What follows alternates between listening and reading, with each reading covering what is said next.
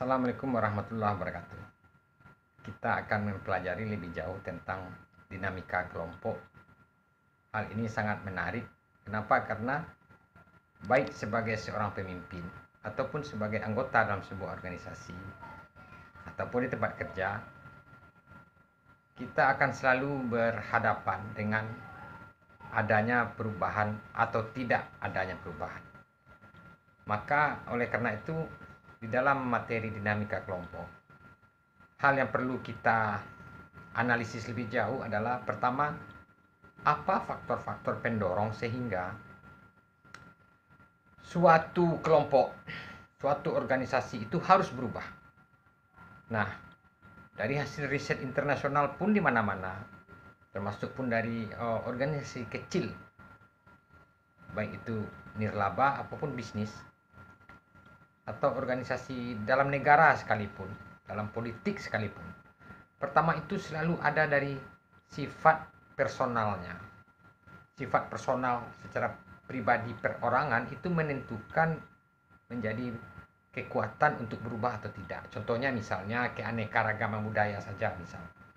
Kemudian adanya pendatang baru di dalam organisasi, tetapi ternyata dia kurang cakap. Itu menyebabkan terjadi perubahan itu. Nah, yang kedua, teknologi. Teknologi ini memang sangat berpengaruh besar terhadap perubahan yang terjadi dalam dunia kerja dan organisasi. Ketiga, kemudian fluktuasi ekonomi ini sangat mempengaruhi. Ketika terjadi inflasi, harga barang naik, pasti perubahan terjadi. Minimal adanya demo karyawan. Kemudian kompetisi. Kalau kompetisi ini sudah bisa dibayangkan antara si A, si B, si C kan. Kemudian tren sosial. Tren sosial itu misalnya adanya urbanisasi atau misalnya gaya hidup yang meningkat ke arah hedonisme. Maka itu menyebabkan terjadi perubahan. Sehingga tak jarang itu di dalam organisasi kerja atau nirlaba perlu adanya BIMTEK atau pembinaan mental, adanya tausiah dan mengembalikan nilai-nilai agama, nilai-nilai budaya supaya jangan terlalu terjadinya kekuatan perubahan ke arah tidak baik. Nah, yang terakhir ini jarang disebut, tetapi sebenarnya ini sangat mempengaruhi, yaitu politik dunia, politik global. Itu sangat mempengaruhi adanya terjadi perubahan organisasi sampai ke tingkat RT. Politik dunia mempengaruhi organisasi sampai tingkat RT. Itu bisa saja Anda renung-renungkan iya apa tidak. Kemudian setelah kita mengetahui tentang apa-apa faktor penyebab perubahan tadi, organisasi tadi, lalu kita harus memahami apa itu perubahan. Perubahan itu sesungguhnya sesuatu yang ada dirubah menjadi sesuatu yang lain. Jadi perubahan itu tidak selalu berdampak baik. Kadang-kadang perubahan yang baik menjadi buruk. Kadang-kadang perubahan buruk menjadi baik. Nah, lalu perubahan yang tidak direncanakan itu pun bisa terjadi dan tidak selalu buruk. Tetapi yang sebaik-baiknya perubahan adalah perubahan yang terencana. Nah, selanjutnya ada agen perubahan. Agen perubahan itu siapa? Yaitu yang merupakan katalis. Dalam kimia kita tahu katalisator. Dia itu agen perubahan. Dia yang mengelola proses terjadinya perubahan. Dia itu bisa ditunjuk dengan jabatan atau juga bisa tidak. Dia secara legitimasi diakui dan diteladani karena dia orangnya misalnya baik atau sukses, sehingga kalau dia berubah, orang berubah semua. Nah, itu bisa juga kan. Nah, tetapi kenyataannya dalam organisasi, diri tiap orang tidak ingin berubah karena dia terlalu loyal pada organisasi. Maka semua orang terikat dengan nilai-nilai organisasi. Misalnya geng. Di Amerika geng sepeda motor Harley. Maka mereka terikat dengan organisasi. Mereka tidak mau merubah stylenya. Padahal tiap diri manusia selalu ingin berubah. Terjadi pertentangan. Sehingga selalu ada penolakan. Misalnya dalam dunia kerja itu jelas, misalnya apabila sebuah pimpinan mengeluarkan sebuah keputusan, maka hal yang pertama dihadapi adalah penolakan. penolakan itu bisa secara terang-terangan, secara lisan berargumentasi. Yang kedua bisa juga secara tersirat.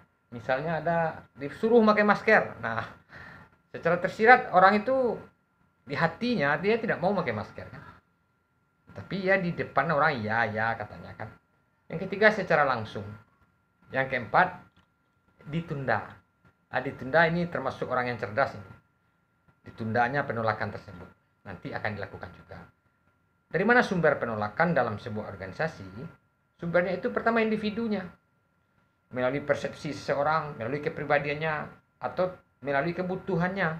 Kebutuhannya itu ternyata berbeda dengan apa yang dikeluarkan oleh kebijakan untuk berubah.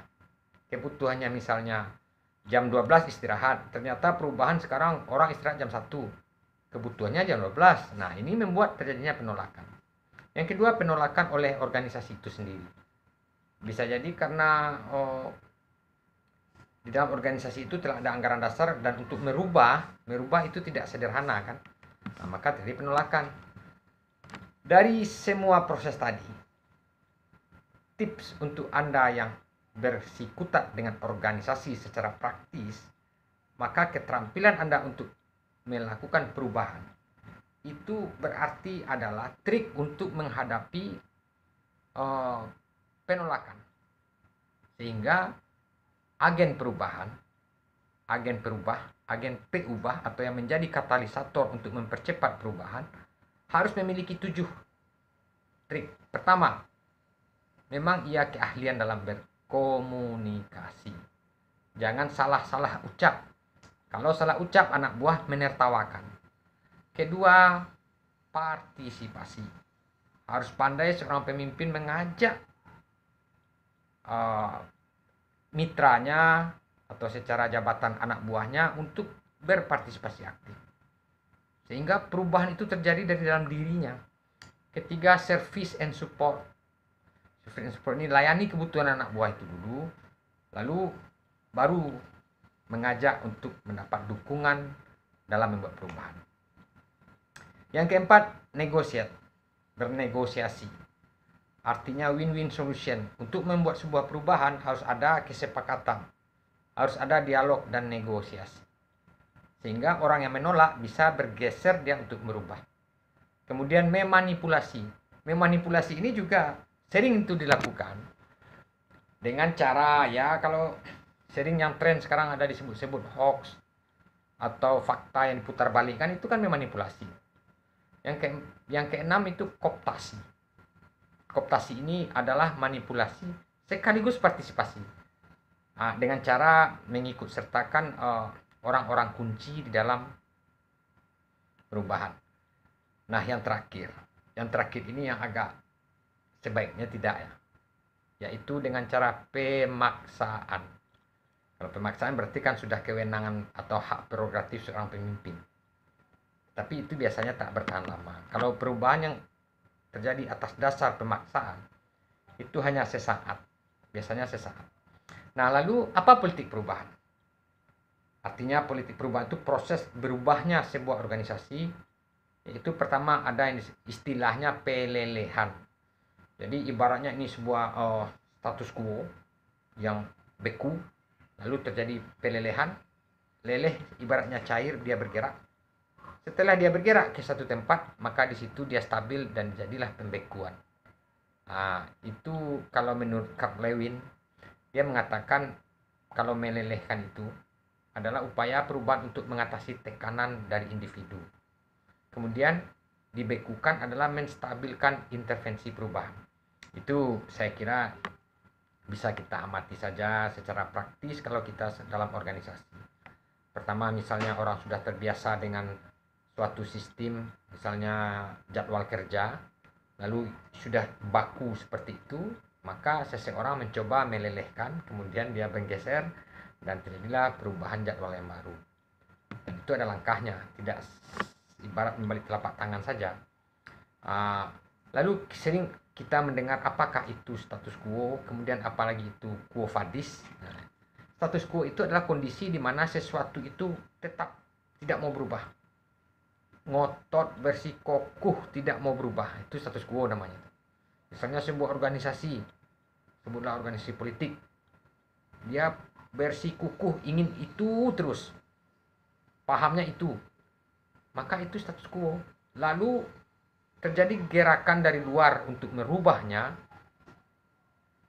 dia berinisiatif menghadapi tekanan dari luar atau intervensi, maka dia disebut dalam keadaan quo vadis. Maksudnya akan kemana kita nih, akan kemana kita, itu status quo vadis. Terjadi dari situ perseteruan atau konflik antara kekuatan untuk merubah, kekuatan untuk menolak. Nah, di tengah-tengah inilah status quo. Begitulah terjadinya proses perubahan dalam semua organisasi, apapun bentuk organisasi. Nah, kemudian ada riset, baru-baru ini ada riset, tapi riset ini juga tidak berbeda dengan teori-teori yang lama, bahwa pertama ada tindakan-tindakan perubahan. Yang pertama itu memang langkahnya harus diagnosa dulu. Sebelum kita membuat perubahan, kita harus mendiagnosa dulu. Didiagnosa artinya diduga dulu. Ini apa kira-kira permasalahannya, dan seandainya ini dibuat ini menjadi itu, apa kira-kira kelebihan dan kekurangan. Kemudian dianalisis, kemudian diumpan balik feedback, dilontarkan dan dilihat respon. Nah, memang begitu sistemnya itu. Kemudian ada tindakan, baru dievaluasi lagi. Kita melihat di negara manapun, mengurus negara pun seperti itu. Memang ya begitu, supaya perubahan bisa terjadi ke yang lebih baik. Lalu mengembangkan organisasi itu ada 5 nilai yang menentukan. Pertama, penghargaan. Orang-orang yang berprestasi, individu-individu yang telah berbuat perubahan ke arah baik, dia wajib diberi apresiasi. Kemudian kepercayaan, adanya trust sesama manusia yang ada dalam organisasi sesuai dengan jabatan masing-masing. Ada sikah mutabadillah namanya. Kemudian ada kesetaraan. Kesetaraan itu ya mengurangi tekanan atas dasar kewenangan. Yang susah itu kan adanya tekanan karena adanya kewenangan. Padahal kewenangan itu kan tidak abadi.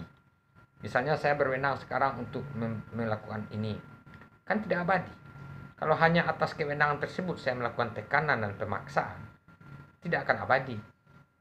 Lah, orangnya saja tidak abadi, apalagi ucapannya kan. Lalu konfrontasi. Konfrontasi itu dihadapi secara terbuka. Tidak ada masalah yang ditutupi. Jelas-jelas. Nah, itu konfrontasi itu. Konflik yang dijelaskan, artinya dihadapi secara terbuka. Baru secara partisipasi. Yang terbaik adalah secara partisipasi. Apapun bentuk perubahan selalu dengan partisipasi. Itu yang terbaik. Maka itu menjadi abadi. Itulah tema pokok tentang dinamika organisasi. Assalamualaikum warahmatullahi wabarakatuh. Salam lestari.